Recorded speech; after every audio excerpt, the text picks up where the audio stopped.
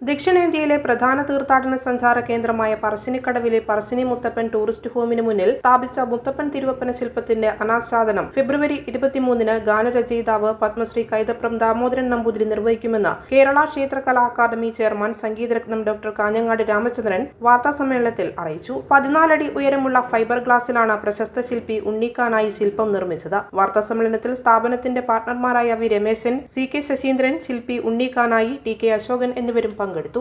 ദക്ഷിണേന്ത്യയിലെ തന്നെ ശ്രദ്ധേയമായ ഒരു തീർത്ഥാടന കേന്ദ്രവും വിനോദസഞ്ചാര ഇടവുമായ എല്ലാവർക്കും അറിയുന്ന ഒരു പ്രദേശമാണ് പറശ്ശിനിക്കടവ്. ആ പറശ്ശിനിക്കടവില് 28 വർഷത്തിൽ കൂടുതലായെന്ന് തോന്നുന്നു പറശ്ശിനി ടൂറിസ്റ്റ് ടൂറിസം അല്ലേ. അവിടെ ഈ വരുന്ന 23-ാം തീയതി രാവിലെ 11:30 മണിക്ക് ഒരു ചുമർ പ്രതിമ, അതിന്റെ നിർമ്മാണമൊക്കെ കഴിഞ്ഞു.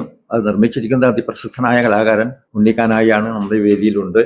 അതിന്റെ ഔപചാരികമായ സമർപ്പണ കർമ്മം നടക്കുന്നത് ആ ദിവസമാണ്. 11:30 മണിക്കാണ് തോന്നുന്നു. ബഹുമാന്യനായ ഗാനരചയിതാവും സംഗീത സംവിധായകനൊക്കെ പ്രസിദ്ധനായ കൈതപ്രം ദാമോദരൻ നമ്പൂതിരിയാണ് അതിന്റെ സമർപ്പണം നടക്കുന്നത്, ഉദ്ഘാടന കർമ്മം നടക്കുന്നത്.